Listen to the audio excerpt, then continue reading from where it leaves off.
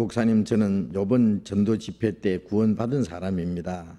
성경을 읽으면 읽을수록 말씀을 들으면 들을수록 이해는 가지만 참 어렵고 힘이 듭니다. 많은 것이 있지만 우선 궁금한 거 한 가지씩 풀어가려 합니다. 하나님의 십계명 중 살인죄보다도 더 큰 게 불효라 알고 있습니다. 하지만 부모라고 무조건적인 건지 사람 차이가 있지 않을까요? 너무 일방적인 시어머니가 이해하기 힘들 때가 많이 있습니다. 제 생각으로는 희생보다는 마음을 나누고 싶은데 그러자면 고치기 위해서 불화를 거쳐야 하지 않을까요? 가족이라면 서로 사랑해야 한다면 한쪽의 희생으로 겉으로만 웃는 것이 효일까요? 정말 답답합니다. 이번에 구원을 받으신 분이라는데 이제 구원받자마자 좀 신앙생활에 어려움이 있는 것 같습니다.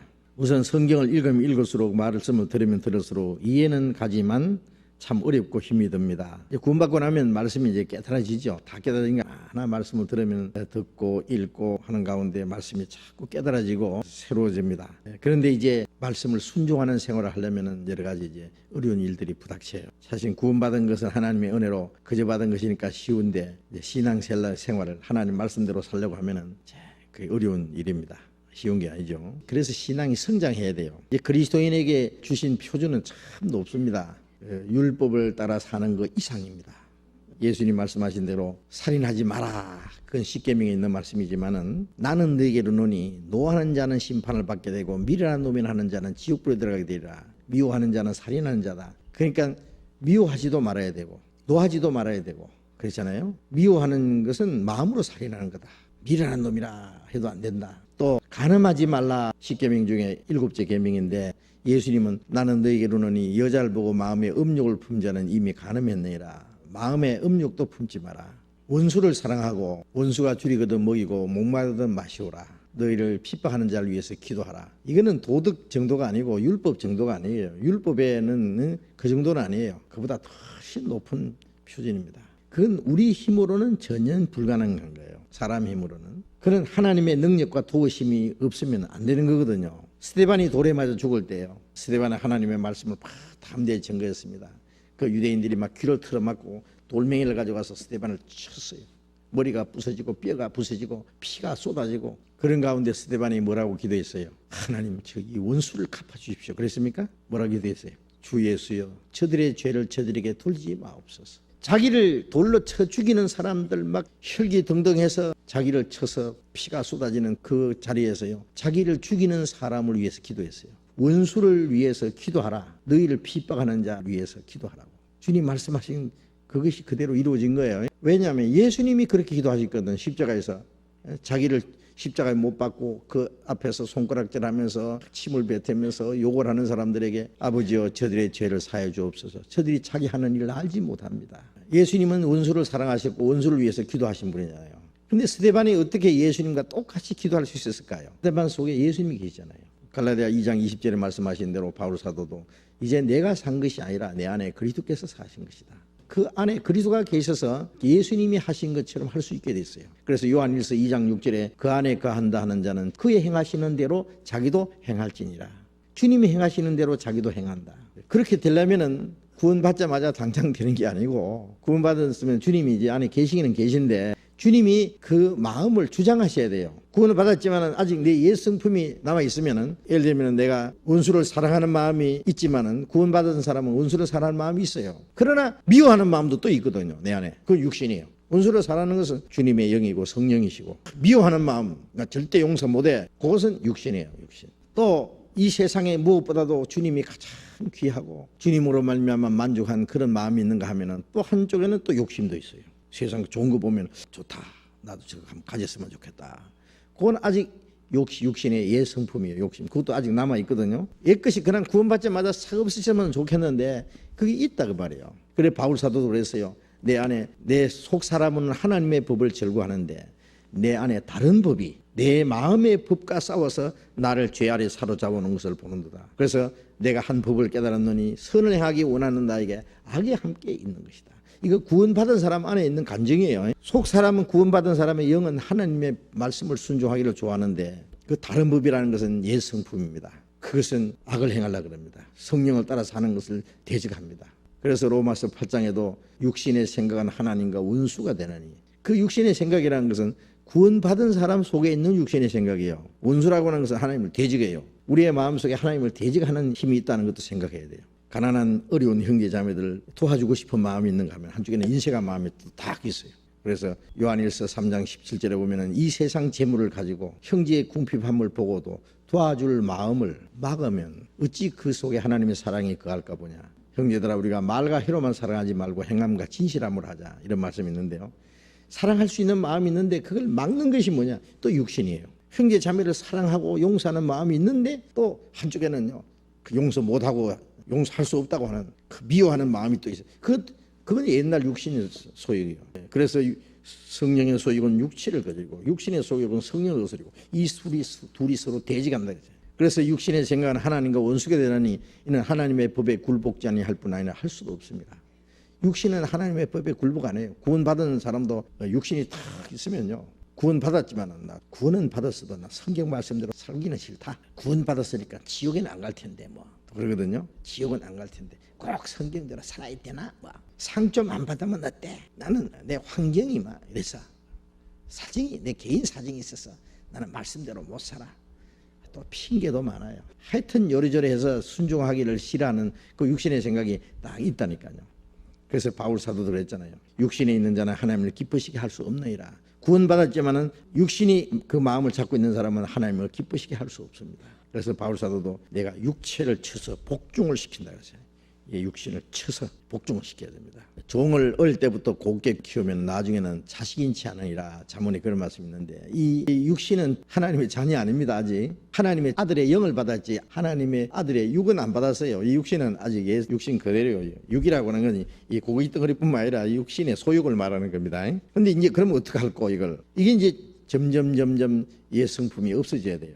옛 성품이 점점 없어지고 그리스도의 성품이 내 안에 이루어져야 돼요.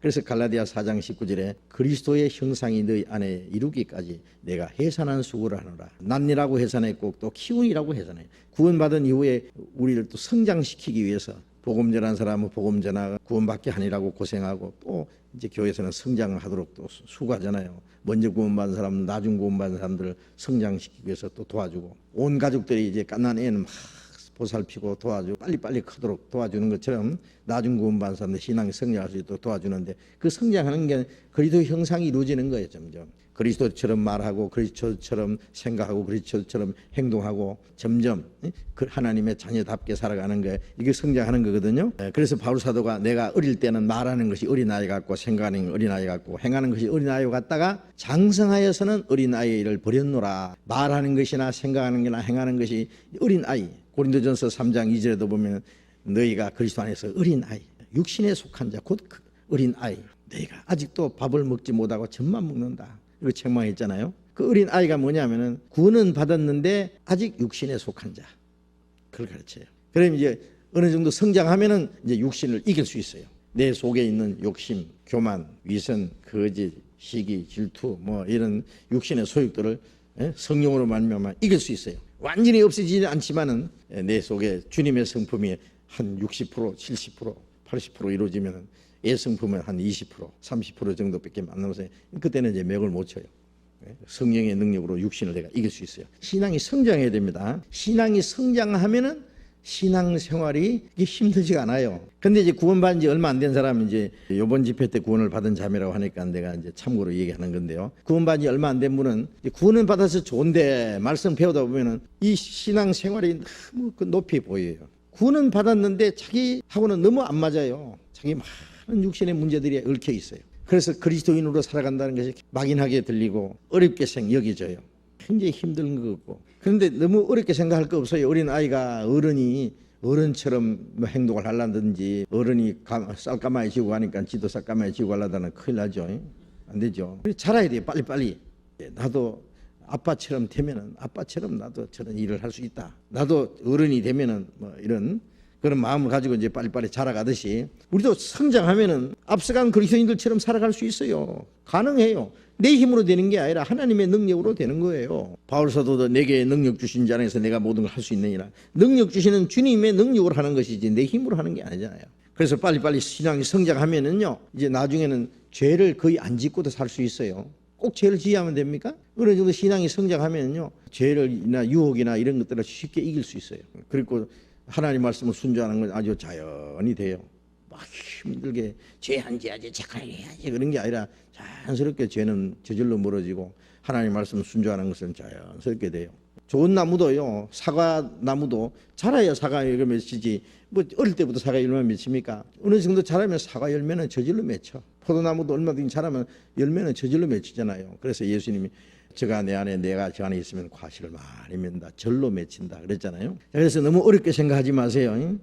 내가 지금 할 수 없다고 생각하면은요, 하기는 해야 되는데 나는 너무 어려서 힘이 없구나 이렇게 생각하면 돼요. 할 수 없다고 너무 탄식하고 실망하고 할 필요 없습니다. 빨리빨리 자라야 된다, 그런 마음을 가지면 됩니다. 그래서 여기 이제 당장 부닥친 문제가 부모에게 효도하는 문제인데, 십계명에는 사람에게 주신 6가지 계명 중에서 첫 번 계명이 부모를 공경하라 돼 있어요. 그 다음에 이제 살인하지 마라, 간음하지 마라, 독질하지 마라, 거짓말 하지 마라, 탐내지 마라 이래 있잖아요. 그게 이제 그 순서가요, 죄의 크고 작은 그 순서예요. 부모를 공경하라는 것이 사람에게 주신 첫 계명이고, 그 에베소서 6장 1절에도 네 아버지와 어머니를 공경하라, 이건 약속이 있는 첫 계명이니 네가 땅에서 잘되고 장수하리라. 부모를 공경하라는 것은 십계명만 있는 것이 아니라 신약에도 명령입니다. 약속이 있는 첫 계명이다. 그러면 특별한 축복이 약속돼 있는 계명이다. 부모를 공경하는 자는 땅에서 잘되고 장수하리라. 축복이 특별히 약속돼 있는 계명이에요. 6째 계명은 살인하지 마라. 그러니까 여기 이제 말씀하신 대로 살인죄보다도 더 큰 죄가 불효라고 알고 있습니다.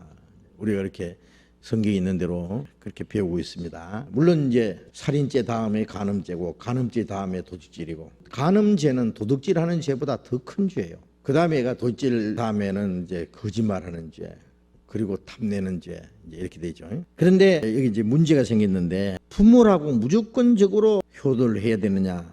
사람의 차이가 있지 않을까요? 그런 얘기예요.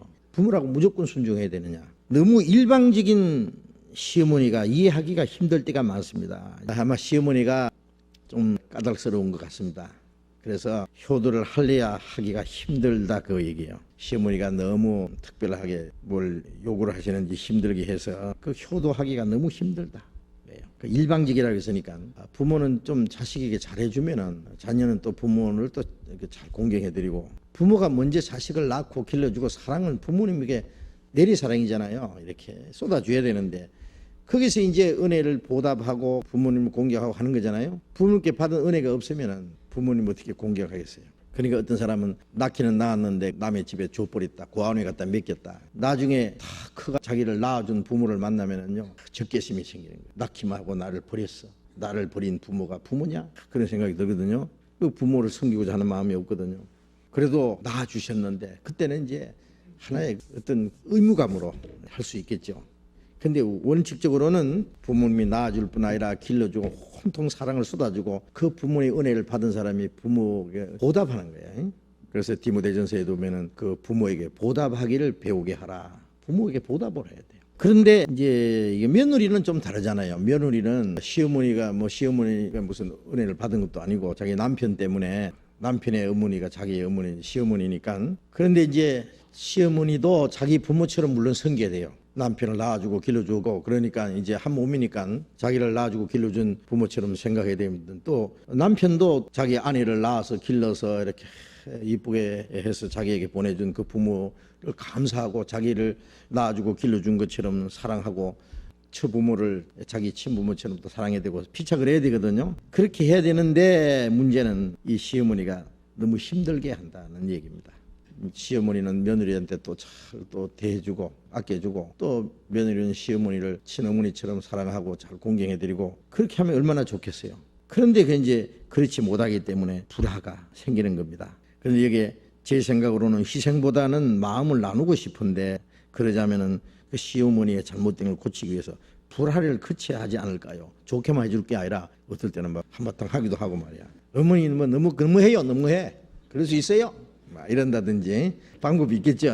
그래가지고 좀 불화를 뭐 그렇게 좀 거치더라도 시어머니 잘못된 걸 고쳐야 되지 않을까 이런 얘기인 것 같습니다. 가족이라면 서로 사랑해야 해야 되는데 한쪽의 희생으로만 하고 겉으로만 웃는 것이 효도일까요?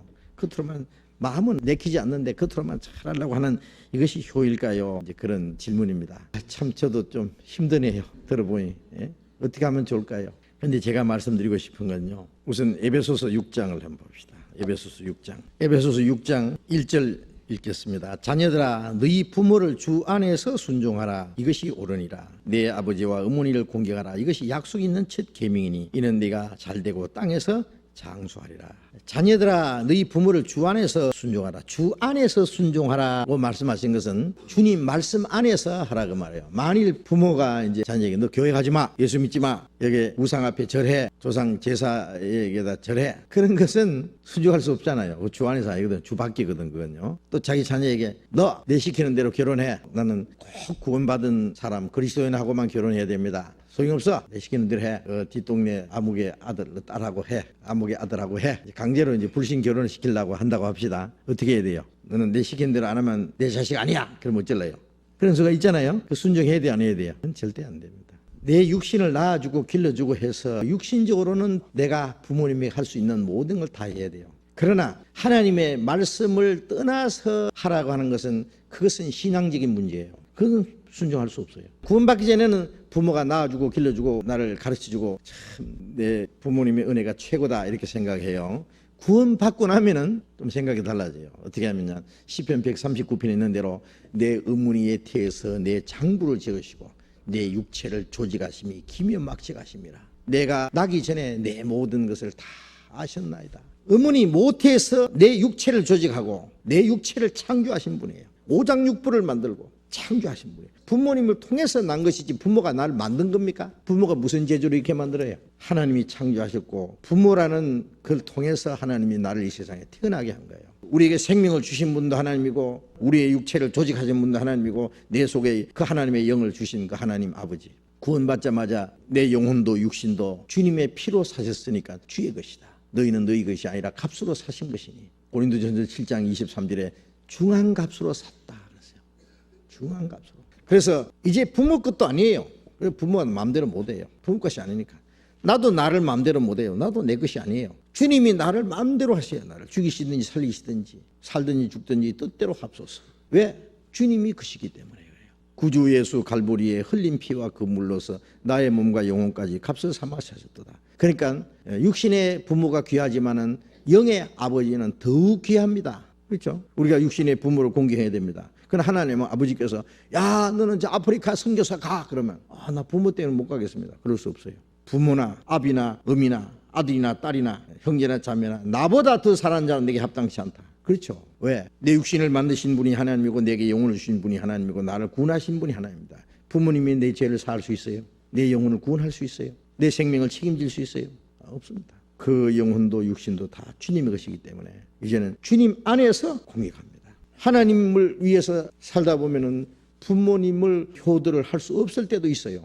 왜? 주님을 위해서 죽어야 될 때도 있는데 나는 부모를 위해서 살아야지 주를 위해서 죽을 수는 없습니다. 그럴 수는 없잖아요. 나라의 부름을 받고도요. 부모가 처자식이고 다 내버려두고 나라를 위해서 목숨을 바치러 가요. 싸우러 가요. 왜? 자기 가정보다도 나를 위해서 나를 지키는 것이 더 중요하니까. 우리는 하나님의 나라를 위해서 하나님의 영광을 위해서 주님 뜻대로 사는 것이 더 귀중하기 때문에 그것 때문에 자기 가정도 희생해야 될 때도 있어요. 그러니까 주님 안에서 순종하라는 말은 말씀 안에서 하나님의 허락 안에서 순종하는 거예요.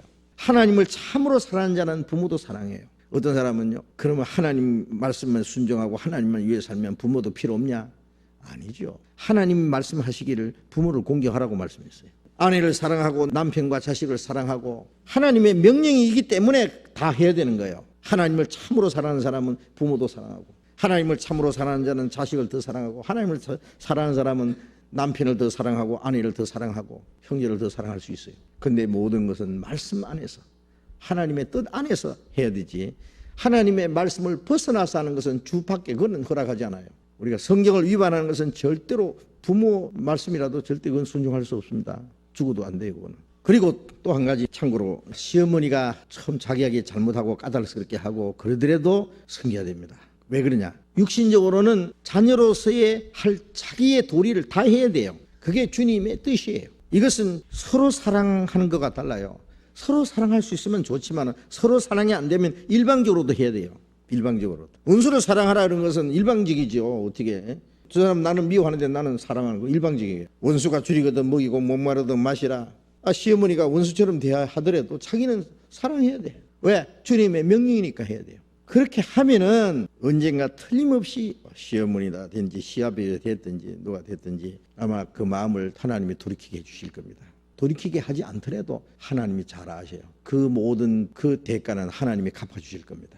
그리고 이제 한 가정에 가서 시어머니 때문에 어려움을 당하고 시아버지 때문에 어려움을 당하고 자기 시집 식구들 때문에 고통을 받고 그러더라도 자기는 한 자녀로서 며느리로서 형제들도 마찬가지죠. 뭐 처가에 어떤 어려움이 있다든지 하여튼 자녀로서의 할 일을 다 해야 돼요.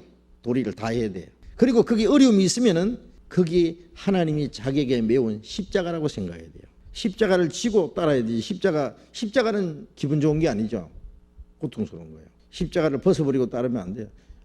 이게 내게 메우신 십자가구나. 그 십자가를 잘 지고 따라가는 것이 신앙생활이에요. 그게 가정에서는 자기 할 일을 도리를 다 하지 않고 부모에게 불효하고 남편과 아내에게도 잘못하고 그러면서 교회 가서 믿음 좋은 것처럼 하면은 그 위선입니다. 위선. 안 된다 그 말이에요.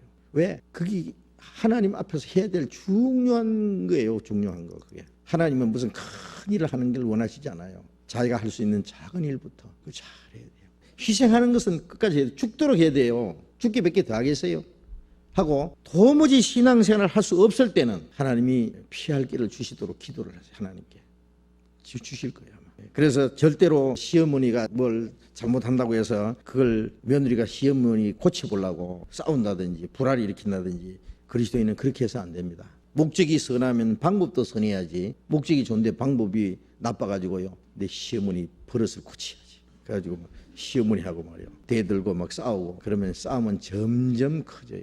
두 손뼉에 맞아야 소리가 난다. 저쪽에서 싸움을 걸어도 한 사람이 그걸 웃고 끝까지 한쪽에서 희생하고 일방적으로 겉으로만 웃는 것이 효할까요? 예, 겉으로 웃어요. 자꾸 웃어요. 저기서 때려도 웃어봐요. 그러면 못 때릴 걸 아마. 그럼 싸움이 안 되거든요. 재미가 없어요. 같이 싸워야 재미가 있는데 싸움이 안 돼요. 그러면 몇 번 하다가 싱거워서 그만둘 거예요. 해보세요. 어떤가 한번. 그래서 그리스도인의 마음은요 그런 시험과 고난에도 마음에 기쁨과 평안이 있어야 돼요. 시어머니가 몰라서 그런다. 시어머니가 얼마나 마음이 답답하면 저렇게 하겠나. 남을 괴롭히는 사람은 왜 괴롭히느냐 하면 자기 마음이 평안이 없기 때문에 남을 괴롭혀요. 자기 편안한 사람은 남을 괴롭힐 이유가 없잖아요. 그렇죠? 자기 마음이 편안한 사람은 다른 사람을 편안하게 해줄 수 있어요. 자기 마음이 기쁜 사람은 남도 기쁘게 해줄 수 있어요. 남을 왜 괴롭히느냐 하면 자기 마음이 괴롭고 자기 편안이 없고 그렇기 때문에 탈탈 뽑고 그러는 거예요. 그러니까 그 불쌍히 여겨야 돼요. 남편이 막 술을 퍼마시고 막 술 주정을 하고 그러면 마귀처럼 보이고 자식들은 전부 마귀 새끼처럼 보이고 이러면 안 됩니다. 가끔 마귀 짓을 해서 그렇지 마귀는 아니에요. 아직 남편이 얼마나 마음이 답답하면은 저렇게 술을 퍼마실까? 저렇게 코가 노랗도록 담배를 피우고 될까? 무엇이 그렇게 불안하고 불편해서 그럴까? 불쌍히 여겨요. 위에서 기도하고 술 먹고 곤드레 만두레 돌아오면은 여보 피곤하시지요? 힘드시지요? 그러면서 단순히 대봐요. 오늘 또 술 먹었어! 그러면서 막 바가지 끌고 들어오자마자 그런데 안 그래도 지금 어디 분풀이 하려고 그러는데 잘 됐다고 이제 싸움이 시작되는 거예요. 막 이제 멋이 날아가고 막 와장창 그러고 이제 난리 납니다. 그렇게 바가지 끌고 줄 알고 왔는데 다청하게 웃으면서 대주면요 깜짝 놀라는 거예요. 그래서 미안한 생각이 들어요. 이렇게 착한 아내를 내가 괴롭게 해서 되겠나 반성하게 되고 이제 고치려고 노력하겠죠. 그렇게 해서 선으로 악을 이기라 그랬잖아요. 선으로 그렇게 해보세요. 그리스도인으로서 자세는 딱 지키면서 내가 할 도리는 딱 해보세요. 이제 아직 신앙이 어리니까 힘이 들 겁니다. 그래도 그렇게 하려고 노력하시면은 그렇게 할 수 있는 힘을 달라고 기도해 보세요. 열심히 말씀 배우시고 그러면 하게 될 거예요. 그러면 막 화를 내고 같이 싸울 수도 있는데도 용서하고 화 안 내고 웃으면서 됐을 때 그 고비를 잘 넘기면은요 무슨 생각이 되면 내가 이겼다. 오늘 내가 이겼다. 그 이기면 다음에 또 이기게 돼요. 같이 싸우면 지는 거예요. 그게 마귀한테 지는 거예요. 그렇게 해보세요.